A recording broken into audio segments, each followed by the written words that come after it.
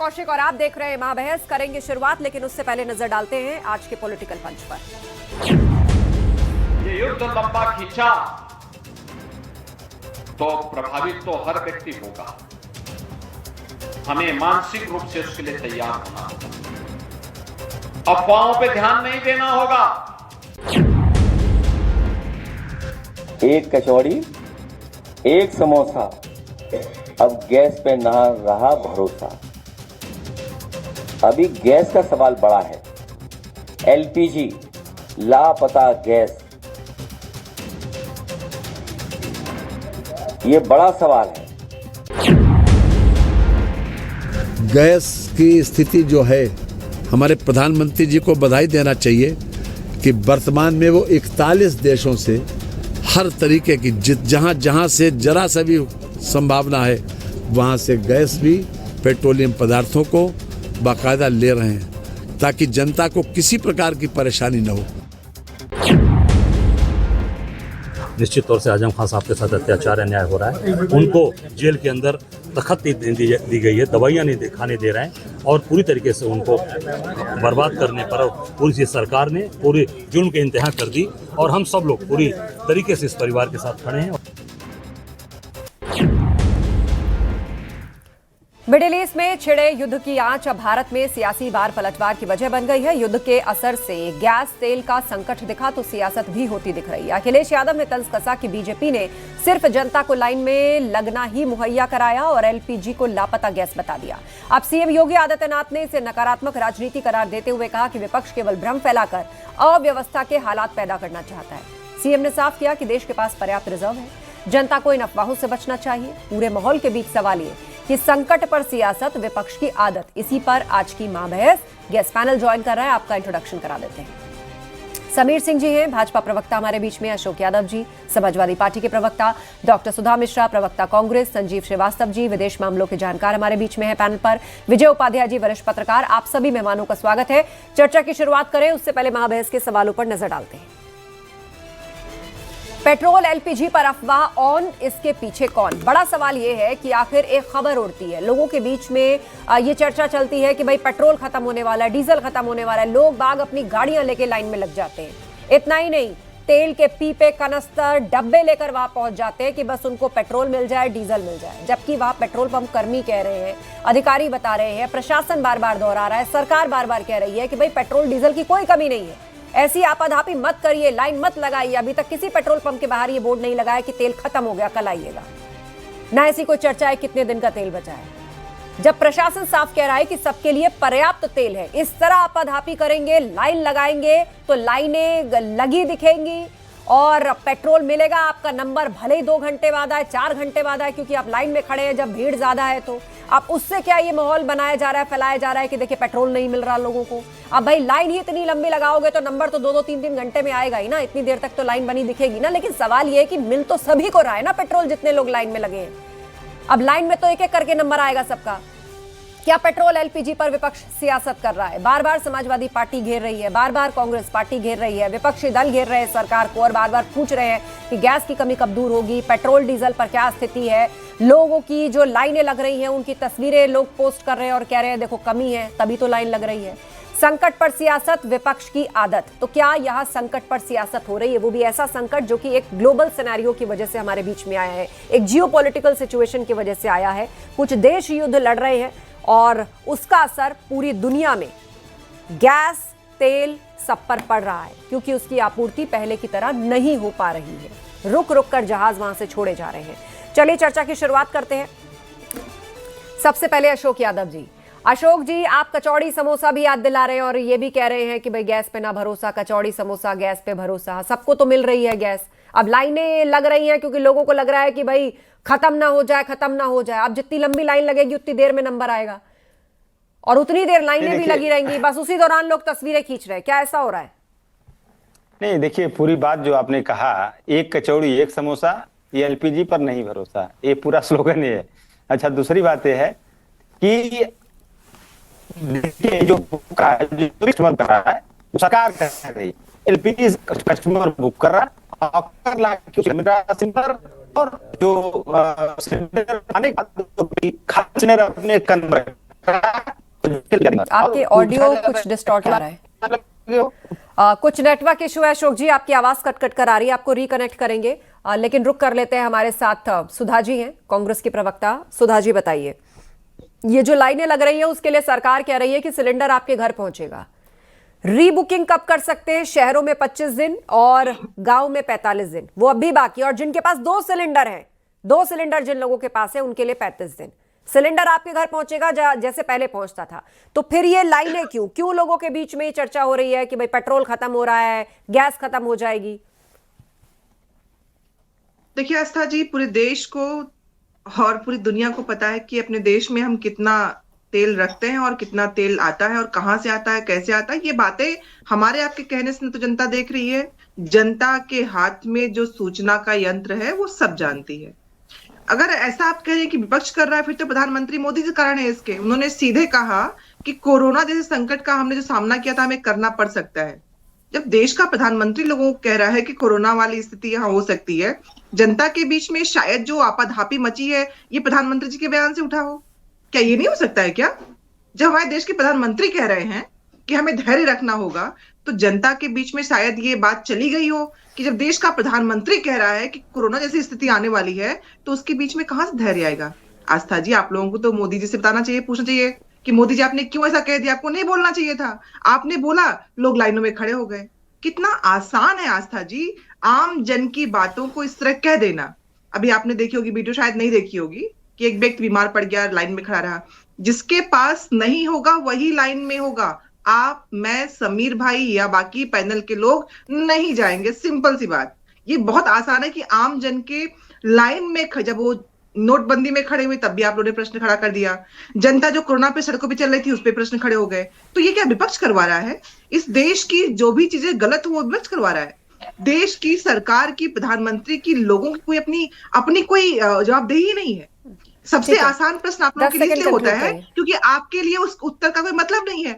पक्ष से, सरकार से कुछ पूछ नहीं पाएंगे तो सीधा सवाल विपक्ष कर देंगे। अरे भाई, जो दिख रहा है हम उसी की बात कर रहे हैं। जो वीडियोज, जो सूचनाएं, जो चीजें जमीन पे दिख रही है उसी की बात कर रहे हैं। हम तो कहीं अलग से लेके नहीं आ रहे हैं। एनर्जी लॉकडाउन की तरफ आपका इशारा है ना, कि प्रधानमंत्री ने कहा कि आने वाले समय में हमें तैयार रहना होगा, हमें मिलजुल कर परिस्थिति का सामना करना होगा। तो मैं आपको बता दूं, भारत के जितने भी पड़ोसी देश हैं, लगभग सभी पड़ोसी देशों में ऑलरेडी इसकी गाइडलाइंस और इसके रिस्ट्रिक्शंस मतलब सरकार जो है एक कोटा फिक्स कर देती है कि कितने घंटे बिजली कटेगी, कितने लोगों को ऑड इवन के तौर पर अपनी गाड़ियां ले जाने की इजाजत है, कार पूलिंग करनी पड़ेगी, कब कब गैस मिलेगी, कितना पेट्रोल मिलेगा, कहां चलना है, वर्क फ्रॉम होम कितना देना है। ये सब हमारे पड़ोसी देशों में लागू है। इतना ही नहीं, विश्व के कई देशों में लागू है। ये कई बड़ी कंट्रीज में भी लागू है। क्योंकि देखिए, जब सब इस बात को जानते हैं, अब होम्यूज से एक शिप निकल कर आया, ऐसा तो है नहीं कि वो सीधी गैस भर के लाया और वो लोगों की पाइपलाइन में चली जाएगी, पहले रिफाइनरी में जाएगी, उसके बाद फिर वो राज्य स्तर पर भेजी जाएगी, फिर वो डीलर के पास। इसमें एक समय लगता है और वो तो प्रोसेसिंग में लगेगा ही समय। तो वर्स्ट सिचुएशन के लिए तैयार रहना चाहिए।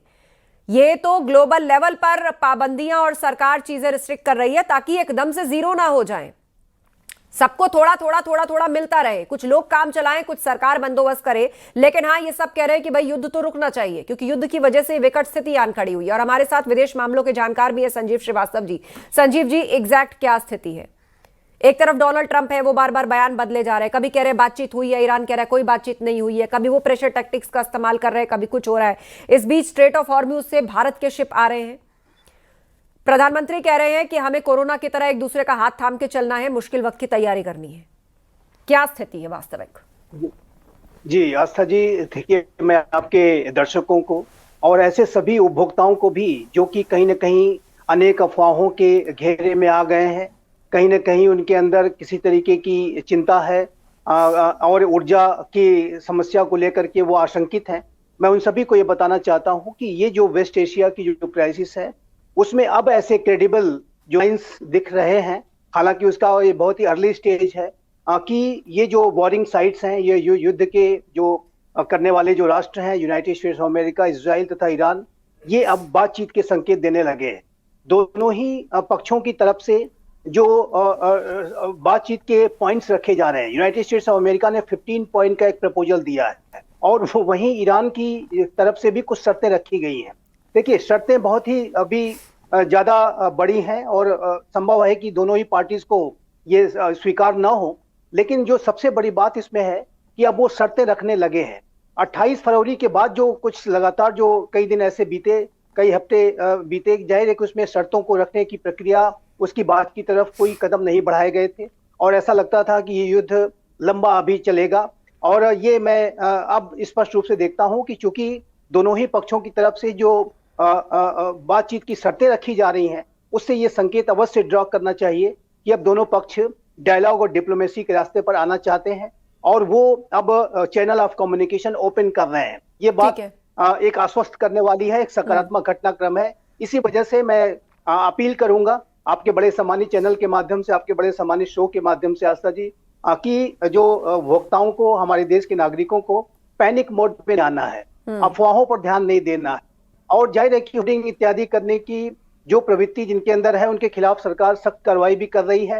और दूसरी बात एक और भी मैं कहना चाहता हूं कि विश्व के 41 राष्ट्रों के साथ हमारे वर्तमान समय में संपर्क है और भारत पहले से ही प्रोएक्टिव मेजर्स लेते हुए कुछ और देशों से तेल, खास रशिया से आ रही थी कि रशिया से तेल खरीदा जा रहा है, पॉलिसी को डाइवर्सिफिकेशन की जो एनर्जी इंपोर्ट्स की हमारी पॉलिसी है उसको तेज गति से आगे बढ़ाते हुए अन्य राष्ट्रों के साथ भी अब अपने जो कॉन्टेक्ट कर रहा है, अपने जो तेल खरीदने की प्रक्रिया को वो कर रहा है। और ऐसे में ऊर्जा का संकट मैं नहीं देखता कि कोई ऐसा बड़ा संकट आने वाला। लेकिन एक बात मैं अंत में इस सवाल के जवाब में अवश्य कहूंगा कि चूंकि प्रधानमंत्री श्री नरेंद्र मोदी ने जो बातें कही उसको इस संदर्भ में हमें समझना होगा कि हमें कोई भी क्राइसिस की सिचुएशन होती है उसके ऊपर प्रोएक्टिव मेजर्स लेने चाहिए।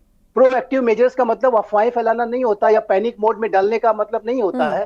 प्रोएक्टिव का मतलब का आशय ये है कि कोई संकट आने से पहले ही हम ऐसी व्यवस्था कर लें। चलिए, एक ऑल पार्टी मीटिंग भी जल्द होने जा रही है, एक ऑल पार्टी मीटिंग भी जल्द होने जा रही है प्रधानमंत्री मोदी के साथ, जिसमें जो ये पूरे युद्ध के हालात हैं और पश्चिमी एशिया में जो ये हालात बने हुए हैं उसको लेकर विस्तृत चर्चा होगी। और ऐसा लग रहा है कि इस बैठक के बाद देखना होगा कि क्या नया कुछ सरकार कहती है या क्या फैसला लिया जाता है।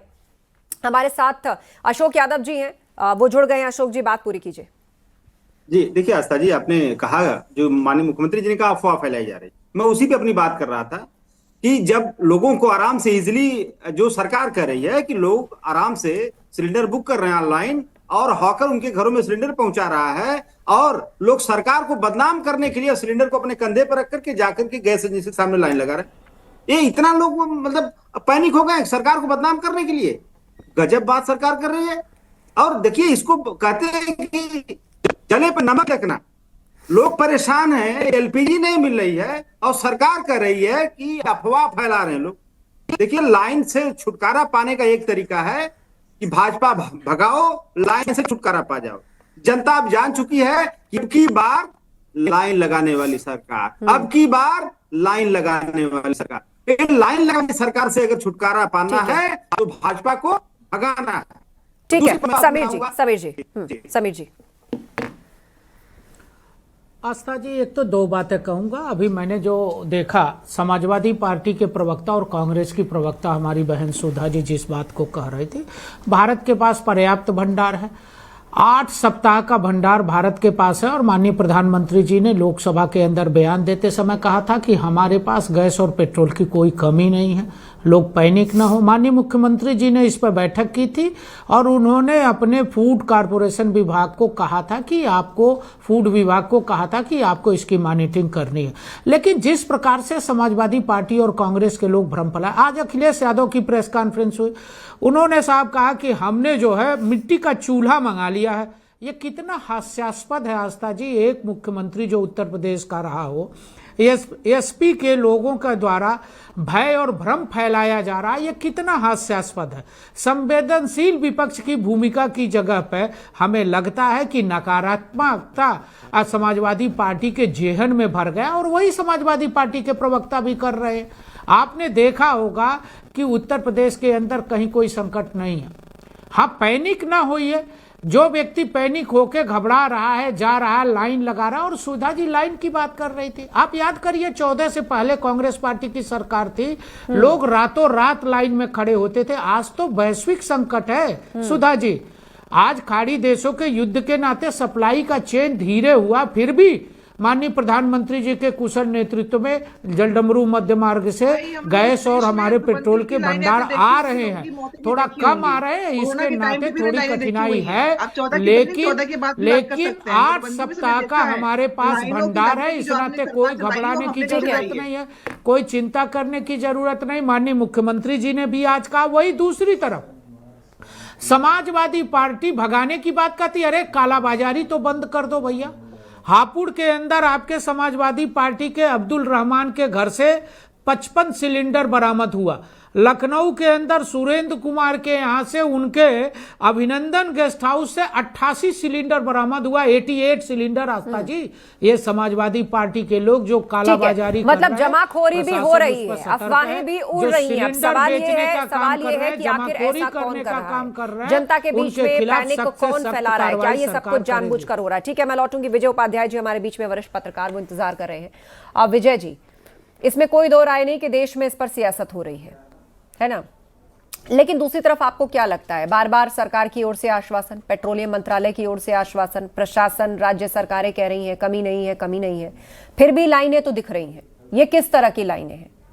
अब लाइनें लगेंगी तो विपक्ष उसको आधार भी बनाएगा, बात भी उठाएगा। देखिए, जो लाइनें हैं ये पैनिक की वजह से है। सोशल मीडिया पे जो इधर उधर की वीडियोस डाले जा रहे हैं, कई तरीके की अफवाहें फैला दी जा रही हैं, पैनिक उसका है। जिस समय यूक्रेन और रूस का वार शुरू हुआ था 3 साल पहले, तो उस समय भी अगर आप देखें तो भारत जो है पूरे यूरोप को शुद्ध किया हुआ डीजल पेट्रोल सप्लाई कर रहा था, रिफाइंड मटेरियल सप्लाई कर रहा था। तो उस पर भी आपत्ति हुई थी। उस समय सरकार को काफी इनकम भी हुई, आपत्ति हुई, अफवाहें फैलाई जा रही हैं, इनकी कोई जरूरत नहीं थी। लेकिन भारत राजनीतिक देश है और डेमोक्रेसी में मल्टी पार्टी सिस्टम है यहाँ पे, तो राजनीति तो करनी है। तो लोग अपनी तरीके से जनता को अपना मैसेज देंगे और सरकार को कटघरे में खड़ा करेंगे। एक अवसर है, आपदा है दुनिया में, मिडिल ईस्ट में आपदा है, लेकिन यहाँ पे एक अवसर है राजनीतिक दलों को राजनीति करने का। तो वो राजनीति कर रहे हैं तो कोई गलत नहीं कर रहे हैं, वो अपना काम कर रहे हैं। और सरकार जो बात कह रही है उसका भी अलग तरीके से प्रेजेंटेशन भी करना चाहिए राजनीतिक दलों को, ताकि सरकार कटघरे में खड़ी हो और जनता उनके पक्ष में खड़ी हो। जो चीजें अपोजिशन कह रहा है वो एक तरीके का अर्धसत्य है, एक फैल्सी है, और उसको हम लोग सुन रहे हैं। मैं देख रहा हूं, मैं तमाम जगहों पे पेट्रोल पंप पे भले ही डीजल पेट्रोल पर्याप्त उपलब्ध है, लेकिन लोग खड़े हो जा रहे हैं। अब खतरा इसमें एक दूसरा है, आपने बर्तनों में ले जाके पेट्रोल घर में रख लिया बिल्कुल, और आग लग जाएगी तो पूरा परिवार तबाह हो जाएगा। इस बात को लोग नहीं समझ रहे हैं, लेकिन डिब्बे में, बॉटल में, बाल्टियों में पेट्रोल खरीद के रख रहे हैं। तो वो पेट्रोल खरीद रहे हैं, अपने लिए ही एक खतरा कर रहे हैं। जरा सी आग लगेगी तो पूरा घर तबाह हो जाएगा। ठीक है, इस तरह के खतरे से लोग खेल रहे हैं। लेकिन हमारे यहाँ जो लोकतंत्र की अधिकतम शक्ति है उसका लोग इस्तेमाल करते हैं और उसी के तहत सारा कुछ पैनिक बटन दबा ये बात आपने बहुत ही वाजिब उठाई, और लोगों को इसे समझना चाहिए कि भर भर डब्बे जो आप ले जा रहे हैं, आपको भले ही लग रहा होगा कि भविष्य पता नहीं कैसा हो, आने वाले समय में न जाने क्या हो, हम अपना इंतजाम कर लेते हैं, आज मिल रहा है चलो भर कर रख लेते हैं। ये बहुत बड़ा रिस्क है। जरा सी चिंगारी, टेम्परेचर या फिर इन्फ्लेशन एक बड़े हादसे का सबब बन सकता है, पूरे के पूरे परिवार के लिए, पूरे के पूरे घर के लिए। और आप लोग इस चीज को समझिए। निश्चित रूप से किसी को नहीं पता आगे क्या है और न जाने कौन सी पाबंदी लगे। वैसे तो सरकार कह रही है स्टॉक पूरा है, ये भावना लोगों में आ जाती है, लेकिन बड़ा सवाल ये कि इस तरह की भावनाओं को बड़ा करके और भड़का कौन रहा है? ये अफवाहें क्या सच में उड़ाई जा रही हैं कि ये खत्म हो जाएगा, वो खत्म हो जाएगा? चुनाव आते हैं तो अक्सर राजनीति हर मुद्दे पर होती है, लेकिन ये एक अंतर्राष्ट्रीय संकट से पैदा हुई समस्या है और जिसके मैनेजमेंट के प्रयास पूरे हो रहे हैं। सुधा जी। आस्था जी, अभी हमारे समीर भाई बोल रहे थे कि 2014 के पहले, शायद आपको भी याद होगा, पूरे देश को याद होगा, अफवाह कोई नहीं फैला रहा है क्योंकि सबको इसी देश में रहना है। हम शुरुआत से कह रहे थे और आप भी जानते हैं कि जिस तरह से हम अपने वैदेशिक नीति को देख रहे थे उस पे प्रश्न चिन्ह खड़े हो रहे थे, क्योंकि हम जिस तरह से ईरान इजराइल के युद्ध के बीच में अपने आप को स्टैंड कर रहे थे, वो राजनीतिक रूप से हमारा जो स्थान हुआ है उसकी तो बात ही छोड़ दीजिए, नहीं करते हैं। और जब देश के प्रधानमंत्री भी भाई ने कहा हमारे कि जो मैसेज जाएगा, मैं कह तो रही हूँ, लाइन में खड़ा करके नोटबंदी में आपने लोगों की पूछ नहीं पूछी, आप पूछा नहीं, आपने कोरोना में आपने नहीं पूछा, आपने ट्रेन और मतलब छोड़ दिया आपने, और आज आप कह रहे हैं कि कांग्रेस की सरकार। पिछले कई चीजों में, चाहे किसानों के ऊपर हो, चाहे जवानों के ऊपर हो, आपने अग्निवीर किया, आपने मतलब जब भी आप कोई काम लेके आते हैं, आप जब भी कोई सूचना देते हैं, आप गायब रहते हैं और फिर आप प्रश्न दूसरों पे खड़ा करते हैं। कितना समय चाहिए आपको इस देश को संभालने के लिए? समीर जी, और आज की जो स्थिति है, आस्था जी प्लीज पूरा करने दीजिए। आज की जो स्थिति है, अभी अगर आप कह रहे हो कि हम जब अफवाह फैला रहे बोलती है, हैं, तो आरोप मैं लगाती मानती है हूँ तो भूल जाती है कि संसद से गायब कौन कोई रहता तो है, फैला ही देश रहा है से ना, विदेश जाता कोई तो कौन फैला ही है। रहा है ना। ऐसे संसद थोड़ी लोग आप की देखिए बाइक लेके लाइन में लगे बाहर हैं, से सारे बाहर पेट्रोल आ रहे पंप हैं। कर्मी कह रहे हैं कि कोरोना भाई में राहुल सबके लिए गांधी पेट्रोल है, कहाँ घर थे? जाओ सबके लिए सुधा जी, पेट्रोल है, एक एक करके आना, कोरोना लेकिन में नहीं राहुल लगता है। गांधी कहाँ किसी थे? पंप के बाहर बोर्ड नहीं लगा कोरोना कि तेल खत्म में है। राहुल गांधी सब कह रहे हैं तेल है, तेल है, कोरोना दिक्कत में है। उत्तर प्रदेश के सुनील सरकार है। मुख्यमंत्री राहुल माननीय गांधी योगी प्रधानमंत्री जी है ने क्या? छोड़िए पद आप दिल्ली लोग। में जाके, बिजली नोएडा के में साथ जाके राहुल गांधी संभाल उत्तर लेंगे। प्रदेश और बिहार के अरे कामगारों को उत्तर उत्तर प्रदेश बिहार प्रदेश में छोड़िए, उनके राजनीति घर मत करिए भिजवाने आप का लोग। काम जनता किया के बिना साथ कोरोना कब की खड़े होंगे परवाह आप किए। लोग? आज विपक्ष के भी नाम पे कि आप आज भी सियासत माननीय कर रहे हैं, मुख्यमंत्री आप लोग योगी जी ने जिम्मेदारी से बच सबको नहीं ये सकते कहा हैं। है कि पैनिक जिम्मेदारी होने की जवाबदेही जरूरत लीजिए, नहीं है, जनता हमारे त्रस्त है, पास जनता पर्याप्त परेशान भंडार है। लोगों के घरों में वैश्विक अगर चूल्हे संकट नहीं है, जल उस रहे हैं तो वैश्विक प्रश्न संकट करेगी, से हमें वो आपाधापी निपटना है। दिखाएगी। उस सबके पास वैश्विक गाड़ियां नहीं कि संकट पेट्रोल पंप पे खड़े से हैं। हमें जो एक आम जनता दूसरे जिसको का 80 सहयोग करोड़ करके को 5 किलो निपटना अनाज है। देते हैं। कालाबाजारी कौन कर रहा है? सुधा आस्था जी, चुप कराइए इनको। आप ये लखनऊ इस में देश रहती जो हो, अफवाह फैला रहे हैं समाजवादी कि पार्टी 80 करोड़ के लोगों को नेता अनाज के अच्छा, द्वारा कालाबाजारी 88 हुई, सिलेंडर स्टॉक प्राप्त पकड़े हुआ। गए। जिन लोगों के घर से 88 स्टॉक पकड़े सिलेंडर गए मिला। उनका भी विपक्षी दल से कनेक्शन निकाला गया। इस पर क्या कहना है आपका, अशोक यादव जी? ठीक है, आप दोनों ने अपनी बात किसके रखी। घर अशोक मिला? यादव जी, समाजवादी पार्टी के नेता बात के नहीं घर किया। मिला। आपने एक बार भी कदम नहीं किया। ठीक है समीर जी, आप उनकी बात सुन थोड़ा लीजिए, मैंने यही सवाल पूछा है उनसे। देखिए, ये जब केंद्र सरकार कोई विफलता होती है तो उसकी जिम्मेदार नेहरू जी हो जाते हैं, राज्य सरकार कोई विफलता होती है तो उसकी जिम्मेदार समाजवादी पार्टी हो जाती है। अभी एक बड़े अखबार ने, विजय जी बैठे हैं इसी अखबार से जुड़े हुए हैं, एक बड़े अखबार ने लखनऊ में सर्वे किया हिडन कैमरा से, कई दर्जनों जगह पे पकड़ा गया कि एजेंसी के मालिक और उसके जो मैनेजर सब मिलकर कालाबाजारी में लिप्त हो रहे हैं, डबल तिबल दाम पे सिलेंडर दे रहे हैं। तो आप सबको समाजवादी पार्टी जोड़ देंगे? सरकार की विफलता समाजवादी पार्टी जिम्मेदार, एलपीजी में लाइन लग रही है समाजवादी पार्टी जिम्मेदार। सिलेंडर किसके घर बरामद हुआ? ये सुरेंद्र कुमार किस पार्टी का नेता था? 88 सिलेंडर बरामद होने वाला अभिनंदन गेस्ट हाउस नहीं, अशोक जी, अभिनंदन गेस्ट हाउस समाजवादी पार्टी के सुरेंद्र कुमार का है। 88 सिलेंडर बरामद हुआ। कौन सा कनेक्शन था उसके पास? जनता लाइन में लगी कौन है। सा कनेक्शन था? हापुड़ में अब्दुल रहमान के पास 55 सिलेंडर मिला। कौन सा कनेक्शन था? आप बताओ ना, उसके पास कौन सा कनेक्शन था? जनता पोलिंग लाइन लग रही है, हम स्वीकार कर ले रहे हैं, लाइन लग रही है, लोग पैनिक हो रहे हैं, कर रहे हैं।